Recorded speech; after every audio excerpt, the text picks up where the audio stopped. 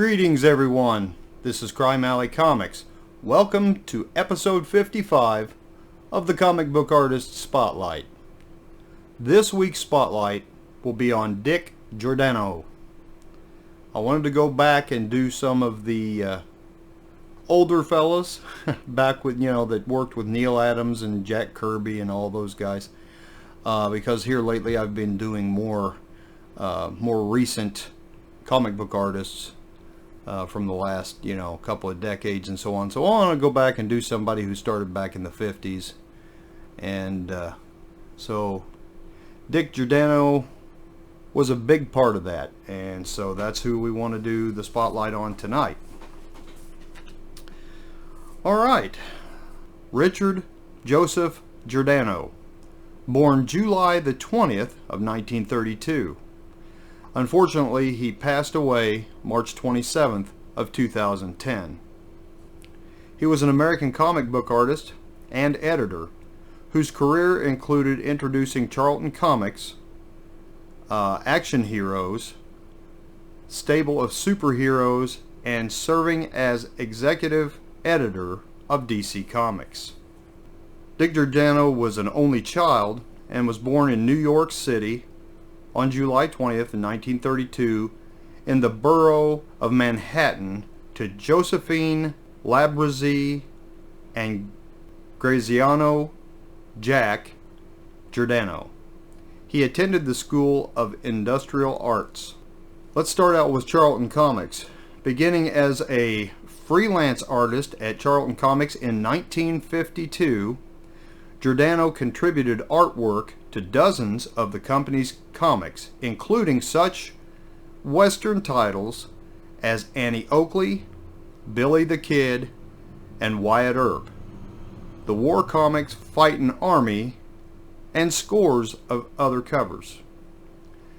Giordano's artwork from Charlton's strange suspense stories was used as inspiration for artist Roy Lichtenstein, 1965 to 1966, and that was on his brushstroke series, including Brushstroke, Big Painting number 6, Little Big Painting, and Yellow and Green Brushstrokes. By the mid-1960s, a Charlton veteran, Giordano rose to executive editor, succeeding Pat Masuli. By 1965, as an editor, he made his first mark in the industry, overseeing Charlton's revamping of its few existing superheroes and having his artists and writers create new such characters for what he called the company's action hero line. Many of these artists included new talent Giordano brought on board, including Jim Aparo, Denny O'Neil, which Denny O'Neil is a writer, and Steve Skeets. Then we move on to DC Comics. DC Comics Vice President Erwin Donenfeld hired Giordano as an editor in April of 1968 at the suggestion of Steve Ditko, with Giordano bringing over to DC some of the creators he had nurtured at Charlton. Giordano was given several titles such as Teen Titans, Aquaman, and Young Love, but none of DC's major series. He launched the horror comic series The Witching Hour in March of 1969 and the Western series All-Star Western Volume 2 in September of 1970. He continued to freelance for DC as a penciler and inker. As an artist, Giordano was best known as an inker.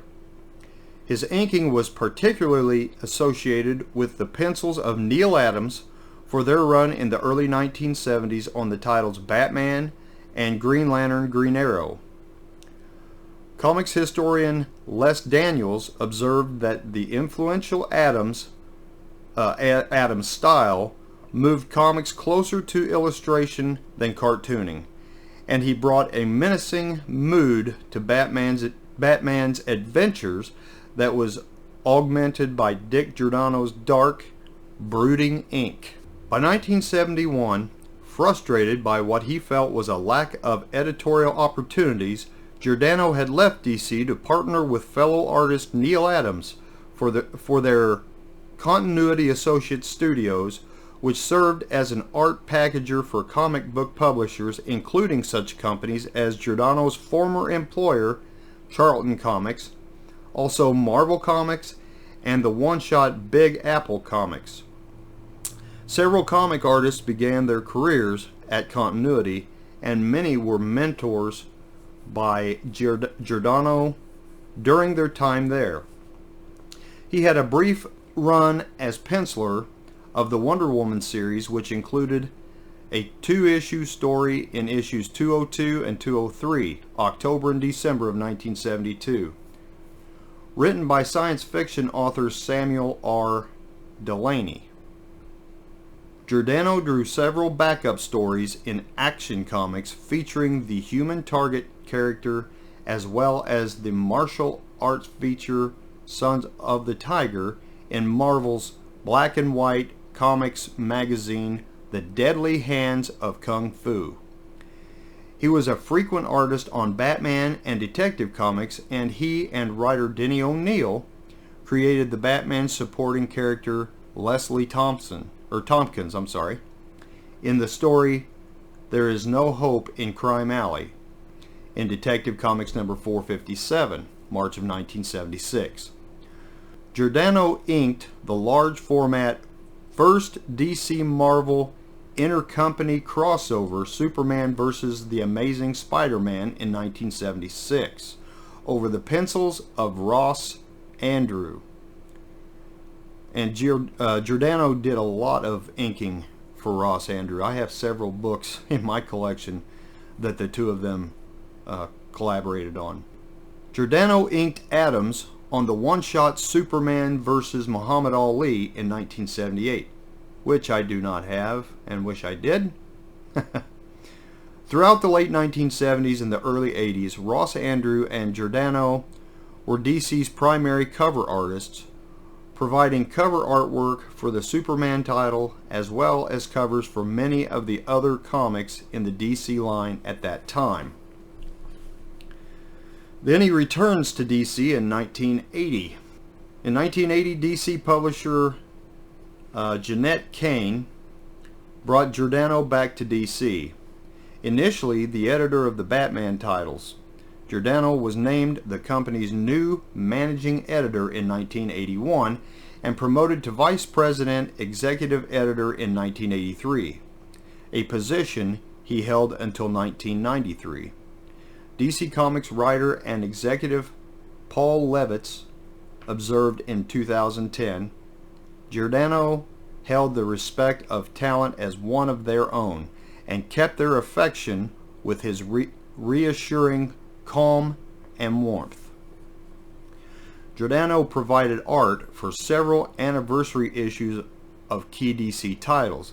He and television writer Alan Brennert crafted the story To Kill a Legend in Detective Comics 500, March of 1981.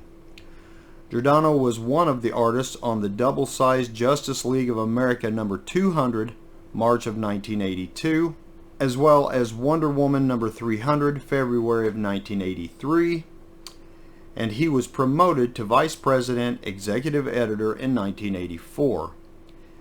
And with Kane and Levitz oversaw the relaunch of all the DC major characters with the Crisis on Infinite Earths limited series in 1985. This was followed by Frank Miller's Batman: The Dark Knight Returns and Alan Moore and David Gibbons' Watchmen in 1986. Giordano inked several major projects during this time, such as George Perez's pencils on Crisis on Infinite Earths and John Byrne's pencils on The Man of Steel and Action Comics, though during this period he always employed assistants for inking backgrounds, filling in large black areas, and making final erasers. From 1983 to 1987, Giordano wrote a monthly column published in DC titles called Meanwhile, which, much like Marvel's bullpen bulletins featured news and information about the company and its creators. Unlike bullpen bulletins, which was characterized by an ironic, overhyped tone, Giordano's columns were written in a relatively sober, absolutely friendly voice, like a friend of your father's you particularly like and didn't mind sitting down to listen to. Giordano closed each meanwhile column with the characteristic words, "Thank you and good afternoon." The Vertigo imprint was launched in early 1993. It was built upon the success of several titles edited by Karen Berger, including Swamp Thing, Hellblazer, Sandman, Doom Patrol, Animal Man, and Shade the Changing Man. Giordano inked 6 issues of The Sandman in 1991 through 1993. Beginning in 1987, Giordano was in the middle of the industry-wide debate about the comic industry rating system and creators' rights. Veteran writer Mike Frederick, Stephen Grant, and Roger Slifer, all cited Giordano in particular for his hard-line stance on behalf of DC. This debate led in part to the 1998 drafting of the Creators' Bill of Rights. Then later in his career, Giordano left DC in 1993 and still did the occasional inking job, but later returned to freelancing full-time. In 1994, Giordano illustrated a graphic novel adaptation of the novel Modesty Blaze, released by DC Comics with creator-writer Peter O'Donnell. He was one of the many artists who contributed to the Superman The Wedding album one-shot in 1996, wherein the title character married Lois Lane. In 2002, Giordano launched the short-lived Future Comics with writer David Michelini and artist Bob Layton. Since 2002, Giordano had drawn several issues of The Phantom, published in Europe and Australia. In 2004, Giordano and writer Roy Thomas completed an adaptation of Bram Stoker's Dracula novel. They had begun the project in 1974, but the cancellation of many of Marvel's Black and White magazine put it into limbo. The finished story was collected into a hardcover edition in 2005 and a colorized hardcover edition in 2010. In 2005, F&W Publishing Inc. published the instructional art book Drawing Comics with Dick Giordano, which he wrote and illustrated. His last mainstream work appeared in Jonah Hex Volume 2, number 51 in March of 2010, for which he drew the interior art and the cover. His last comics work was penciling and editing Baron 5, published by Hound Comics. Giordano married the former Mary Trapani, sister of fellow comics artist Sal Trapani, on April 17th of 1955. She died from complications of her second stomach cancer surgery in February of 1993. They had 3 children together, Lisa, Dawn, and Richard Jr. Mary's death, combined with Giordano's increasing hearing loss, hastened his decision to retire from DC. Following the death of his wife, Giordano split time between homes in Florida and Connecticut. In 1995, he moved to Palm Coast, Florida, where he continued to work full-time freelancing until his death. Giordano had suffered from lymphoma and later from leukemia, secondary to the chemotherapy. He died on March 27th of 2010 due to complications of pneumonia. Giordano served as mentor or inspiration to a generation of inkers, including Terry Austin, Mike DiCarlo, and Bob Layton. Shortly after Giordano's death in 2010, the Hero Initiative created the Dick Giordano Humanitarian of the Year Award, which debuted at the the 2010 Harvey Awards ceremony held at the Baltimore Comic Con. The award recognizes one person in comics each year who demonstrates particular generosity and integrity in support of the overall comic book community. Giordano received recognition in the industry for his work, including the Alley Award for Best Editor in 1969. He won the Shazam Award for Best Inker Dramatic Division in 1970 for Green Lantern, in 1971 and 73 for Justice League of America, and in 1974. He won the 1971 Goth Award for Favorite Pro Editor. Giordano received an Inkpot Award in 1981, and in 2009 he was awarded the Inkwell Awards Joe Senate Hall of Fame Award. Now, for work that he has done, I will go through the many things that he has worked on. Starting with Archie Comics. Archie's Superhero Comics Digest magazine, Black Hood #2. He was the inker over Neil Adams. I don't have that book. I need to look for that. That's from 1979.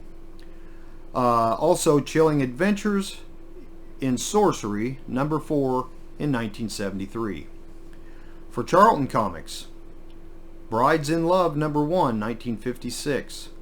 Love Dairy, #1 through 3, #6, 10, 21, 23, 24, and 31 and 32. That was from 1958 to 1964. Judo Master #91 through 98. That was from 1966 to 67. That's the Sarge Steel backup stories. And then he did Sarge Steel #1 through 4 and #7 from 1964 to 1966. Secret Agent #10, Sarge Steel backup story, once again, 1967. Then for DC Comics, and this is long, so I'm probably not going to read off all the issues, but at least I can go over, because he's done so many issues. Okay, for instance, Action Comics, Human Target #419, and it goes all the way up to 641. And the way this is laid out is kind of weird, so let me just get started with that. So Action Comics, Human Target, from 419 up through 432, and then 641. Green Arrow, 421 up to 431. Adam, 427 to 435, and he didn't do all of them in between there. It's just a few of them. Superman #509, inks over Jim Starlin's pencils. Action Comics Annual #1. Adventure Comics Supergirl, 408, 405, 408, and 409. Let's see, Deadman, 462 and 465. Most of these jobs he did were as an inker. Adventures in the DC Universe Annual, Rose and Thorn and Zatanna #1, 1997. All New Collector's Edition, C56.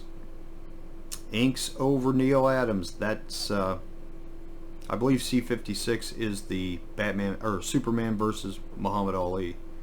Then C58 over Rick Buckler in 1978. Those were both in 1978.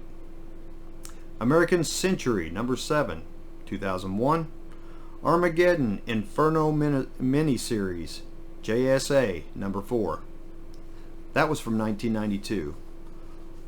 Armageddon, the Alien Agenda miniseries, Captain Atom #4, 1992. Atari Force #1 through 5, ink over Ross Andrew, 1982 and 83. Batman backup stories in #247, 250. Batman and Robin backup stories in 327. Batman in 421. He did the full art. 219, Batman 219 through 222, 224 through 227. You know, and it goes on and on for Batman. I mean, lots of comics in the 200s, and then some up into the 300s, and also into the 400s. They get more scarce as you get farther up, and then a few in the 500s. The Batman Chronicles number 13 and 21, 1998 to 2000. Batman Dark Knight of the Round Table miniseries 1 and 2, 1998. Batman Gordon of Gotham miniseries 1 through 4. Batman Gotham Knights number 19 and 28 in 2001 and 2002. Batman Hollywood Knights number 1 through 3 in 2001. Batman Turning Point number 3, 2001. Birds of Prey 11 and 12 and 18 in 1999 to 2000. Birds of Prey Wolves graphic novel 1999. Black Canary New Wings miniseries number 1 through 4. The Brave and the Bold Flash and Doom Patrol number 65. Human Target number 143, 144. Batman and Black Lightning 163. Batman and Black Canary number 166. Let's see, Captain Action number 3, 1968. Catwoman 31 and 32 in 1996. Christmas with the Superheroes Dead Man number 2, 1988. Crisis on Infinite Earths 1 through 3 and number 7, inked over George Perez, 1985. DC Comics Presents number 12, 33 and 34, inked over Rich Buckler. And then DC Special Series number 8, inks over Rick Estrada. DC Superstars number 18. DC Universe Holiday Bash number 1, 1997. Superstars, DC Superstars 18 was 1978. Detective Comics, mostly in the 400s, 426 up through, you know, and not all of them of course, but several of them between 426 and 487. Number 500. You done Batgirl 487. The Flash Elongated Man number 206, 208, 210, and 212. Green Lantern 220, 221, 223, and 224. That was all in 1971 through 1973. The Flash Annual Volume 2 number 10, 1997. The Fury of Firestorm Annual number 4, 1986. Green Arrow Annual number 2 in 1989. Hawk and Dove number 25, 1991. Jonah Hex Volume 2 number 51 in 2010. Johnny Thunder aka Thunderbolt miniseries 1 through 4 in 1985. Justice League of America Wonder Woman and Zatanna number 200, 1982. Justice League of America Volume 4 number 0. He did one page only. That was in 2006. LAW miniseries number 1 through 6, 1999 to 2000. The Man of Steel miniseries number 1 through 6. Inker for John Byrne, 1986. Modesty Blaze graphic novel, 1994. Nightwing Alfred's Return one shot, 1995. The New Teen Titans Volume 2 Tales of Tamarin number 16, 1986. Power of Shazam number 28. Secret Origins Volume 2 Halo number 6 in 1986. Secret Origins of the World's Greatest Superheroes Batman number 80 in 1989. Shadow Dragon Annual number 1, 1995. Shazam number 12 through 25, 1974 to 1976. Silver Age Showcase Seven Soldiers of Victory number 1 in 2000. Strange Sports Stories number 2 and 3, 1973-74. Supergirl Annual number 1, 1996. Superman Fabulous World of Krypton, and that's number 236, 255, 271. That was all back in 1971 through 1974. Superman Forever one shot, among other artists, 1998. Superman's Girlfriend Lois Lane, Rose and Thorn, number 112, 115, 116, 1971. Time Warp number 1 and 3 in 1979 and 1980. Wonder Woman number 178 through 198, inker over Mike Sakowski, and number 199 inked over Don Heck. 241 he inked over Joe Staton, and number 300 inked over Ross Andrew. Wonder Woman: The Secret of the Magic Tiara, inks over Rick Buckler. That was a book set and record, which I think I have that, 1978. Yeah, I'll have to check and see if I have that, because I have a few of those. Wonder Woman: Secret Files and Origins, number 1 in 1998. Whew! That's everything for DC Comics. Now let's move on to Marvel. The Avengers, Volume 3, number 24 and 29, inked over George Perez in 2000. Bizarre Adventures, number 28, inks over Larry Hama in 1981. Conan the Barbarian, number 48 through 51, inked over John Buscema, 1975. Deadly Hands of Kung Fu, Sons of the Tiger, number 1 and 3, 1974. Doctor Strange 1, 2, 4, and 5, inked over Frank Bruner, 1974. Dracula Lives, number 1, inked over Alan Wiss, I believe it is, number 2. Oh, I'm sorry, and number 2 he inked over Gene Colan. Number 5 and 8, and number 10 and 11, or 5 through 8, and number 10 and 11, he did the full art, and that was all in 1974 to 1975. The Incredible Hulk, Volume 3, number 24, inked over John Romita Jr. in 2001. Legion of Monsters, Dracula, number 1, 1975.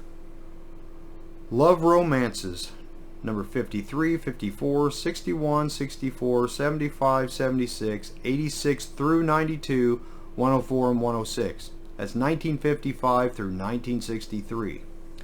Love Tales, number 68 and 69, 1956. Lovers, number 83, 1957.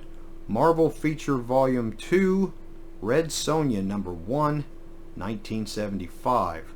Marvel Premiere, number 14, ink over Frank Bruner.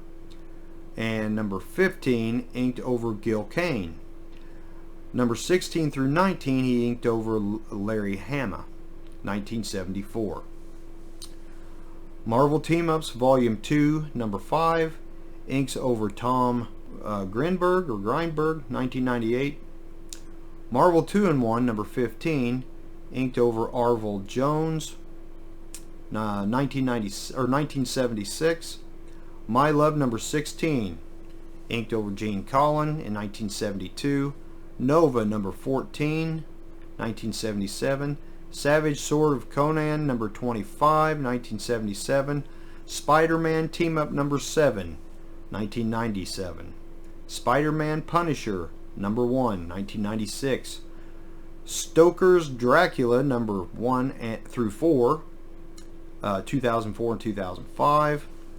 Strange Tales 61, 172 and 173, 1958 through 74. Thor number 231 and 232, 1975. Thor Volume 2, number 18, 23 through 25. That was 1999 to 2000. Unknown Worlds of Science Fiction, number 4, in 1975. Untold Tales of Spider-Man, number 16, in 1996. Vampire Tales, number 5, in 1974. Worlds Unknown, number 4, 1973. Then for Valiant Comics, he did Bloodshot number 0, 27 through 29, 32, 33, 38 through 39, 1994 to 1995. Ninjak number 0, number 00, number 19, 1995. PSI Lords number 1 through 7, 1994-1995. Solar Man of the Atom number 46 through 56 and number 59, 1995-1996.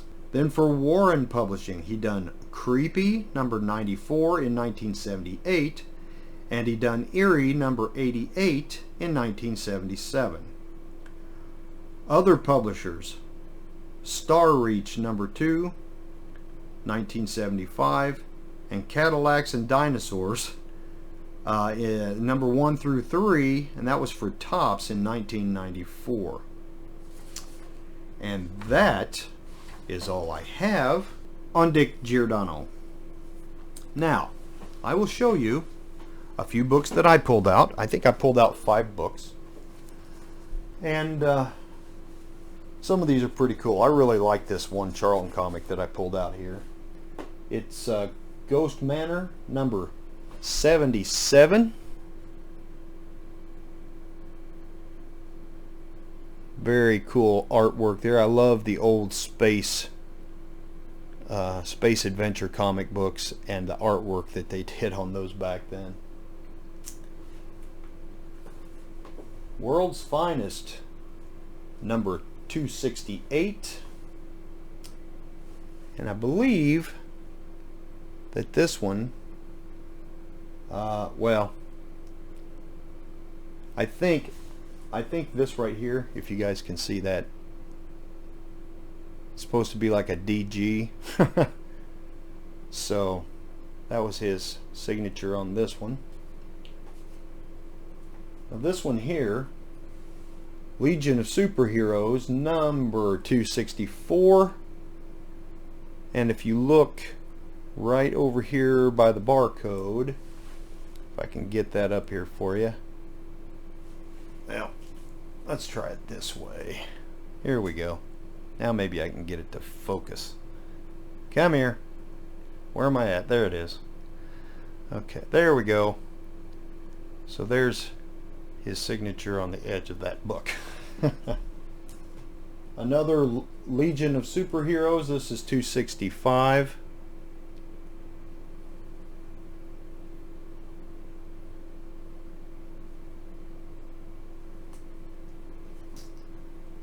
And then I had to show a Batman book, so Batman and New Adventures. This is number 408.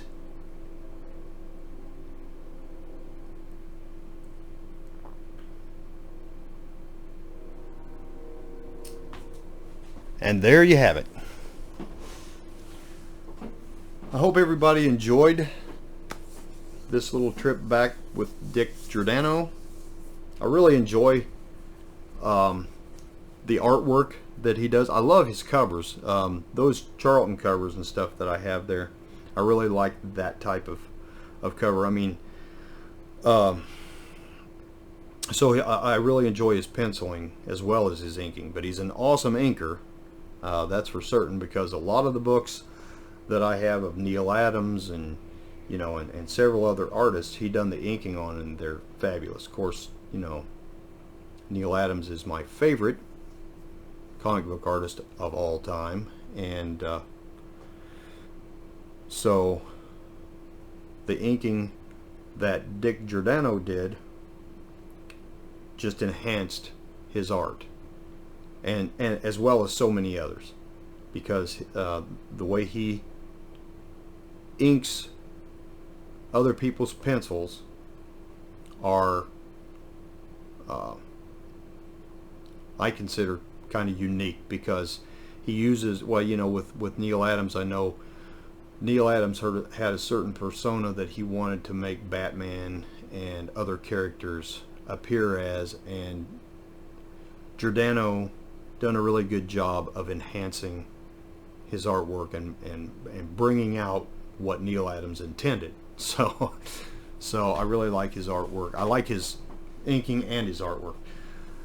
And that is all I have for tonight.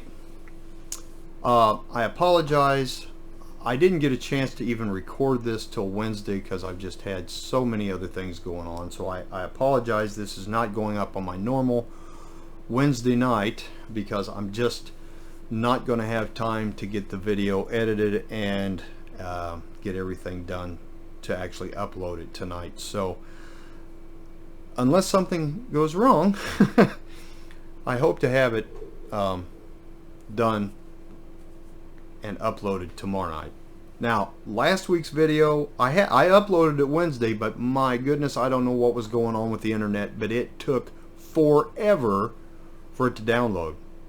I mean, it was hours downloading, and I've had that problem a couple of times here lately. In fact, I had a video just about 2 weeks ago that literally it was on so long that I finally just shut it down and started over like several hours later. Well, I think it was the next morning actually that I started uploading, and then the next one I did, it uploaded like normal, within 45 minutes or something. But I've been having some issues here the last couple of weeks getting things to upload in a reasonable amount of time. In fact, the last video I did, I started the video before we went grocery shopping, and that was probably around 4:30, 5 o'clock in the afternoon, and it wasn't done at 10 o'clock that night. So it was, yeah. Anyway, enough blabbering. Thank you so much for joining me for this tonight. I'm not sure who I'm going to do. I appreciate everybody showing up. I appreciate you commenting, and as always, if you have anything you would like to add to what I have talked about tonight, if you have any comments, if you've ever met Dick Giordano, or have any further information that I didn't share, please feel free to put it in the comments. I love to read you guys' comments, and because you guys also teach me things. I get what I get from, well, some personal knowledge, and then other stuff from the internet, just finding information, what information I can find. Some people it's very hard to find information on, but other people it seems to be pretty prominent. This Dick Giordano was pretty easy to find information on. So with that, I'll let everybody go. I hope everybody's having an incredible week. Keep enjoying your comic books. I hope that things are going better in your area where the coronavirus is concerned. Things here are not really getting any better. It's kind of just limboed out, and it's actually, it seems like it's getting a little worse at times, but hang in there, everybody.